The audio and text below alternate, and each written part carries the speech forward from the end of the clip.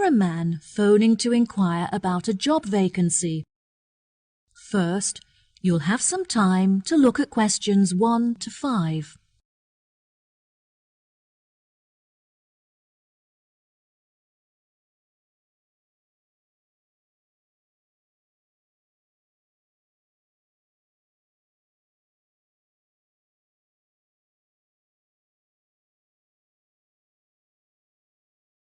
You will see there is an example that has been done for you. On this occasion only, the conversation relating to this will be played first. Good afternoon, Palm Resort. Good afternoon. I am ringing about the job I understand you have vacant. Oh, yes. I'd like to find out some more information if I may. Yes, of course. Can I take your name? It's Freddie Lee. OK. The man's name is Fredie Lee, so Fredie Lee has been written in the space. Now we shall begin. You should answer the questions as you listen, because you will not hear the recording a second time. Listen carefully and answer questions 1 to 5. Good afternoon, Palm Resort. Good afternoon. I am ringing about the job I understand you have vacant. Oh, yes. I'd like to find out some more information if I may. Yes, of course. Can I take your name? It's Freddie Lee. OK, Freddie. What would you like to know? First of all, I'd like to know where your resort is located. It's near the city centre on Jamieson Island. That's Jamieson.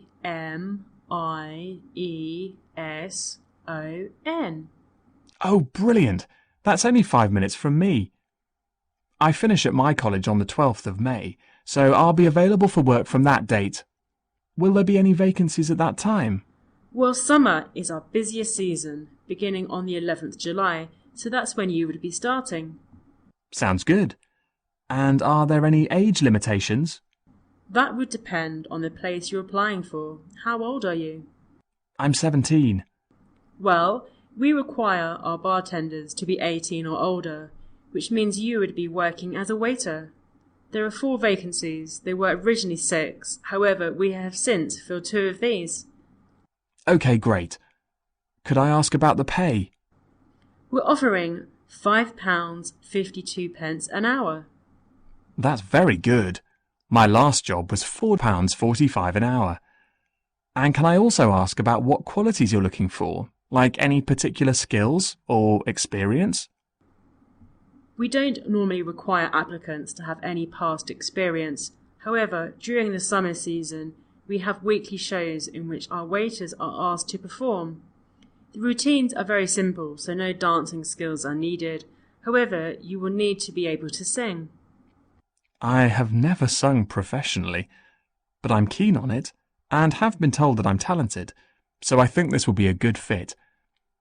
Are there any other duties that I'd be responsible for? As a waiter, you'll have a few different duties. We offer table service, so you'll have to take food orders from customers and carry the food from the kitchen to their tables.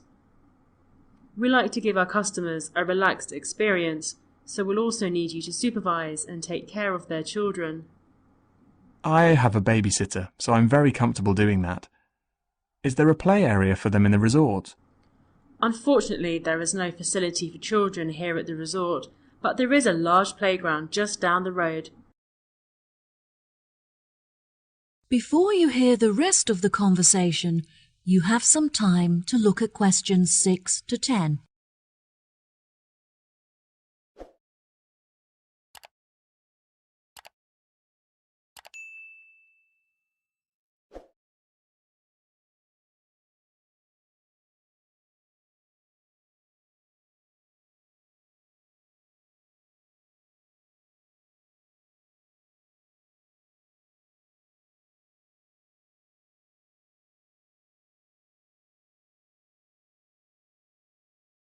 Now listen and answer questions 6 to 10.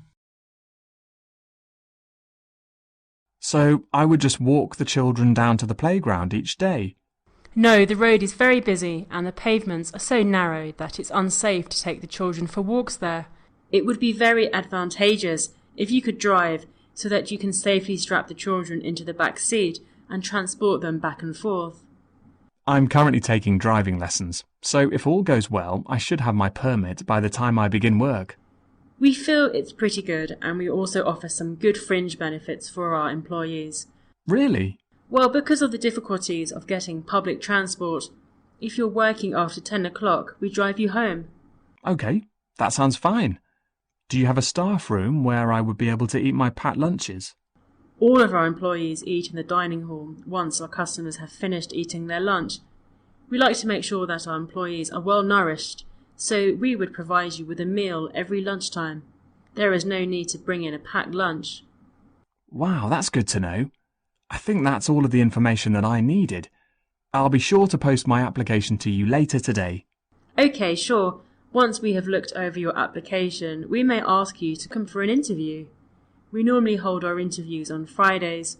However, the manager is taking a long weekend this week, so the interview would be on Thursday. Is that OK for you? That's good for me. Fine. 10:30 a.m? Yes, fine. Would 10 o'clock be OK? Perfect. And could you bring along a reference letter from your employer? Yes, that's fine. No problem. Could you tell me what else I have to do? Well, you need to come into the desk and fill out some forms. We need a document for ID, so a bank statement would be fine. I've got that. And what else? Well, you need to bring a photo with you. Having said that, it would be also a good idea for you to attach it to your application. This will help us to distinguish your application from the others. OK, no problem. I have a couple of spares from when I renewed my passport. Good. We look forward to seeing you. OK, thank you so much. You've been very helpful. No problem. Goodbye. That is the end of section 1. You now have half a minute to check your answers.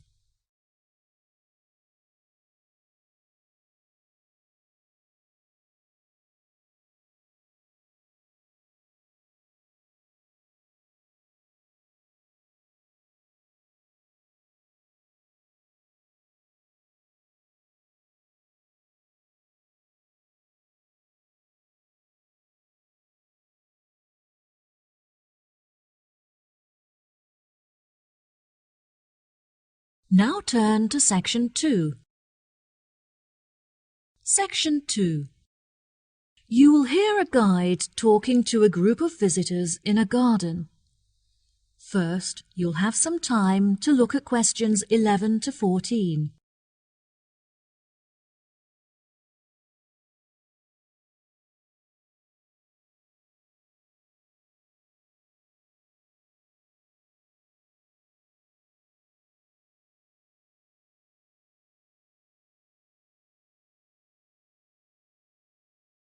Now listen carefully and answer questions 11 to 14. Hello, welcome to Pine Garden. My name is Manuel, and I'd like to tell you a few things about our establishment before you all wander off and begin your exploration of the grounds. I know you're keen to begin, so I'll try to keep this short. First of all, I'd like to explain what you can do with your ticket. If you want to be closer to nature, you could visit our planting area. In that area, visitors can plant small flowers and bulbs that will grow and become part of the garden. The planting activity is completely free. However, if you have sensitive hands, you'll need to purchase garden gloves to protect your skin. Here at Pine Garden, we sell a number of wooden goods carved from trees that have been felled in our very own pine forest. If you feel like getting involved and having a go yourself, you can join one of our bush timbering lessons free of charge, where you'll be able to make your own keyring under the supervision of a skilled craftsman. The most popular attraction in the garden is our aviary, where you can observe a whole range of bird species. Entry to this section is free, but you have to pay a small supplement in order to enter the hummingbird section. Also, the insect hut not far from it may arouse your interest. There you can find some interesting insects such as butterflies, pocket ladybugs, dragonflies and so on. And there's no extra charge for that. Unfortunately, there are some areas that are temporarily off limits to visitors today. For example, the gift shop that closed earlier this year and won't be open for another month or so. As I mentioned before, however, you're free to visit our restaurant for food and snacks, and if you're looking to purchase a gift, why not buy that special someone a potted bush or orchid from our plant care centre? And our new treetop cafe is under construction, which will be very impressive when it's finished. In fact, the model town's already opened ahead of schedule, and it's attracting a lot of people. Now, our tourist office is normally available to provide tourists with a variety of help. However, the officer is sick at home today. Please do not let this discourage you from visiting these, as they provide quite an experience. Before you hear the rest of the talk, you'll have some time to look at questions 15 to 20.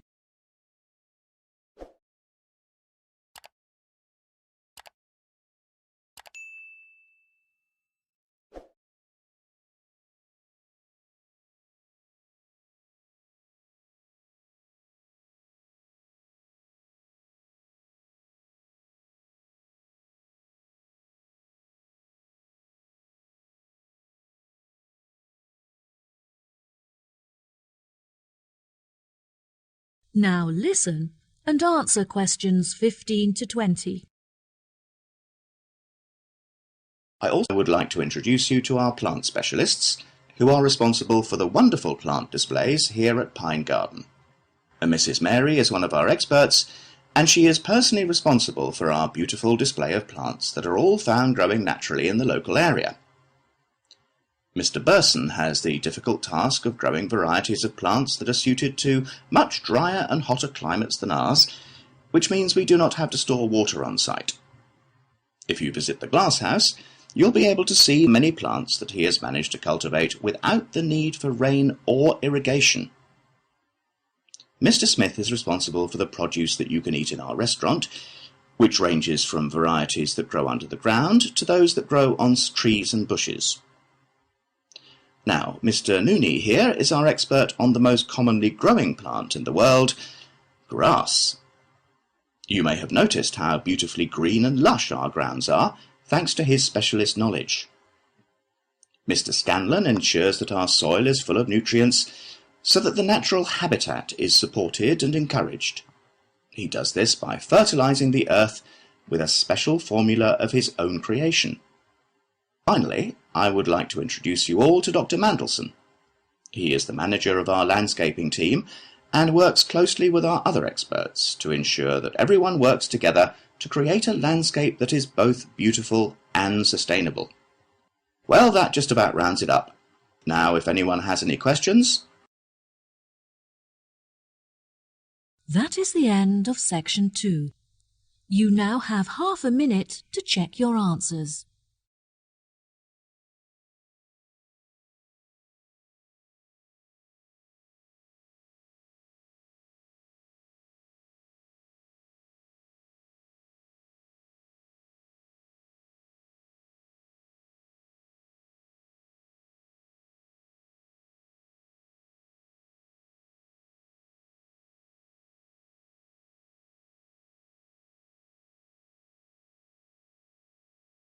Now turn to section 3. Section 3. You will hear Sally and Mike, 2 students, and their professor talking about their classwork. First, you have some time to look at questions 21 to 26.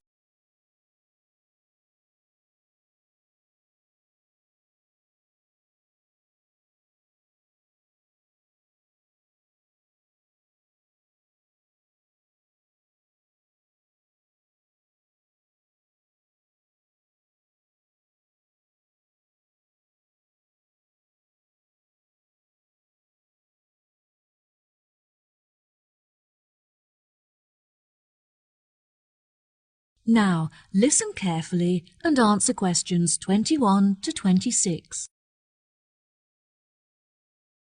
Hello, Sally and Mike. Hello, Professor. Welcome to the third meeting of our after-school club, where we discuss topics from the syllabus in order to help you to understand your classwork better. Now, I hope that you've read the notes I gave you last week on the ancient African traditions, as this will be the focus of our discussion today. Who can tell me how they were able to recognize different stars? Did they measure the distance between them? No, Sally, I'm afraid that's incorrect. Mike, do you know the answer? Historians used to think that the ancient Africans recognized stars by observing the manner in which they affected each other, but further research showed that they used the location of the stars in order to distinguish one from the other. Well done, Mike. Very good. Can either of you tell me anything about the Wayaka people? They have a lot of money, but do not trust banks to keep it safe. They believe that it's in their best interest to help themselves, not assist others. Instead, the tribe looks after their own finances and generate income from lending money to others in low-interest loans. What problems do the Africans suffer from? They used to suffer greatly from drought. However, they have now developed clever ways of overcoming it by moving to higher land. There are, however, far more predators in these mountainous areas, so it is vital that the Africans learn how to protect themselves in this new environment. Yes, that's right. Also, compared to more developed countries, the Africans are less concerned with their international status, which I find interesting. Very good. What else are the local people concerned with? Unlike other, poorer tribes, they have plenty of nourishing food, and they are able to afford vaccines that prevent them from catching diseases. They historically lived in the west of Africa, although later they were chased off their land by other tribes competing for food and water. It is their hope that they will eventually be able to return to their original homeland. Why has the financial condition of the African people deteriorated?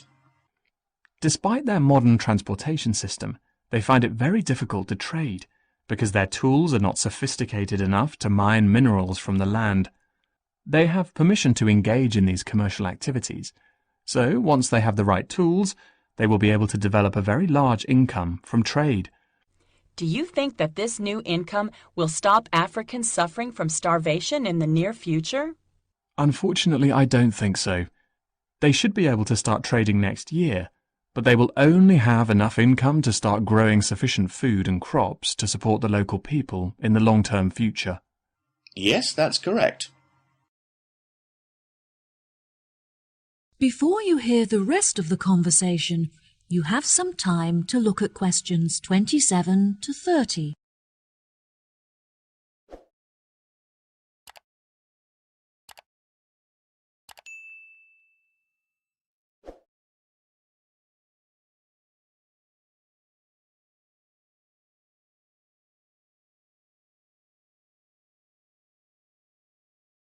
Now, listen and answer questions 27 to 30. There are many charities from developed countries that are helping to ship food to African countries in order to feed the starving. Unfortunately, it is difficult to transport a lot of food to the right places, but Africans are very good at sharing and making sure that everyone gets something to eat. African governments are also starting to pay more attention to the needs of their people. They have been directing a lot of money to help build schools in the more impoverished villages as a part of their new education plan, which is fantastic. This means that, hopefully, all African children will be able to attend school daily without having to walk long distances. Yes, absolutely. Do you remember any other information from your class notes? Historically, the tribes in Africa often used to migrate across the country in search of food and water. They would live in tents that were easy to dismantle and transport to other locations. That's true, but now they are being encouraged to settle down in one area so they can establish colonies and build facilities for themselves, such as houses and schools. Some villages have even developed specific customs. For example, the Wayaka people consider it impolite if you do not bring gifts when visiting someone. Bravo! You've both contributed fantastic points to our conversation. That concludes our session for today. I'll see you next week. That is the end of section 3. You now have half a minute to check your answers.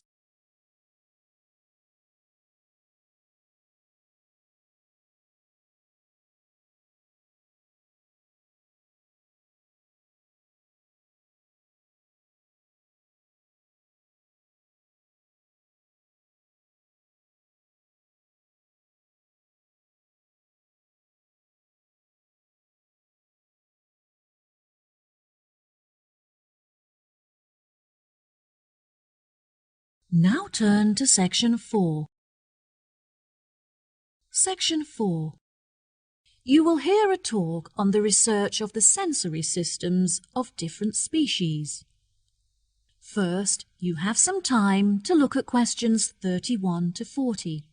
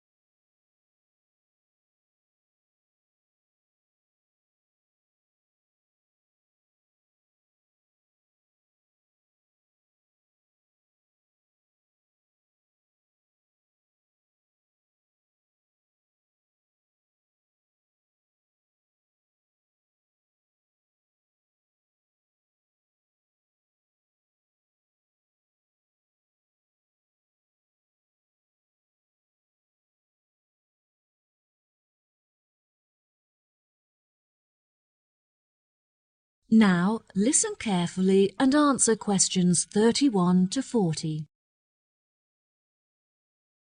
Good day, ladies and gentlemen. Welcome to the second lecture in our series on animal senses. Today I'll be comparing the sensory systems of different species and discussing how these senses enable them to explore their environment. When it comes to the sense of smell, you may think that human beings have powerful and well-evolved sensory systems. However, some animals have a sense of smell that is far more powerful than ours. Dogs, for example, have a sense of smell that is 40 times greater than a human's and can distinguish 220 kinds of smell. Some animals can even smell odours that are undetectable by the human nose, such as carbon dioxide. There are also animals that have a relatively weak sense of smell.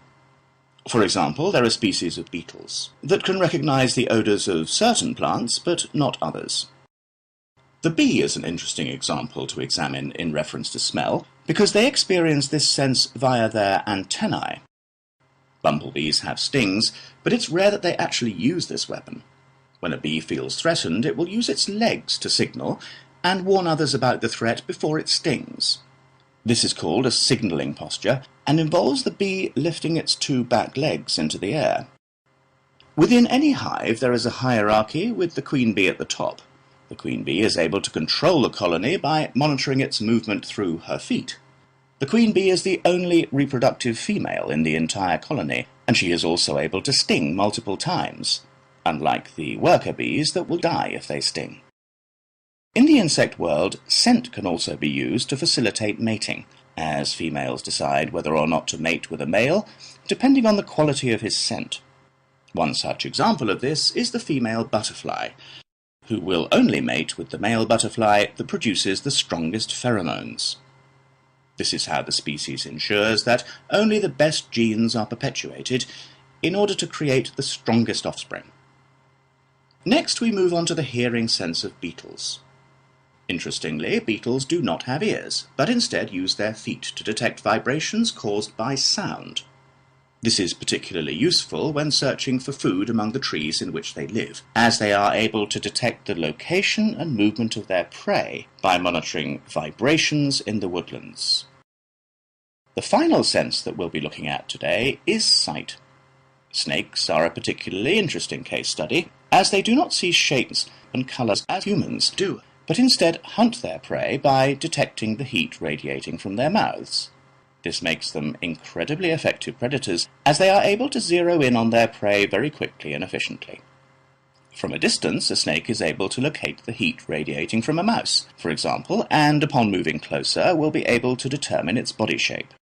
This can help prevent the snake from attempting to attack prey that is too large for it. Once a snake has killed and eaten its prey, it goes into a state of hibernation, whereby all of its energy is directed towards digesting the food stored in its stomach. Depending on the size of the snake and its prey, this hibernation can last from hours to days. Once fully fed, a large snake will not need to eat again for the next couple of weeks. During the breeding season, however, female snakes will feed more frequently. The heat detection of a snake is very complex, and can be even more effective than the vision of a human. It not only uses heat to determine the location of its prey, but before it commits to hunt, it will also use the heat to calculate how much distance it has to travel in order to reach it. This prevents the snake from wasting energy hunting prey that is too far away to catch. That is the end of section 4. You now have half a minute to check your answers.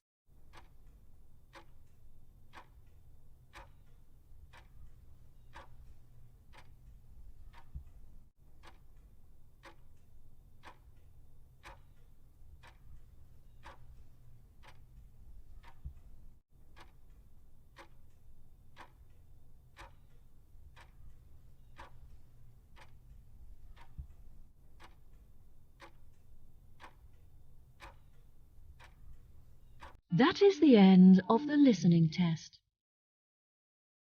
In the IELTS test, you will now have 10 minutes to transfer your answers to the answer sheet.